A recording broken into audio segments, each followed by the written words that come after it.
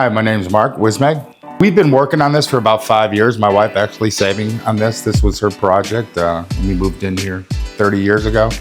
This kitchen was 40 years old now, and it needed a refresh and update. We wanted to really just get cabinets, floors, take out the peninsula island, whichever you want to call that, just freshen it up. This was a 1980 looking kitchen. And communication was very good. I mean, on the first one, it's like I already had the measurements taken on certain things, the floor and the cabinets and that. We moved forward from there, decided what we want, and then we met them, I think, a few days later and went out and picked a tile and cabinets and things like that, bathroom faucets, stuff like that. You know, it needs to be done. And my favorite part is the cabinets. For about a week, we had them until the handles got put up. That made my day. I personally would recommend Houston Builders Incorporated. Already have spoken many times, and people have seen it, friends of ours and family, and asking where it got done. I would definitely recommend it.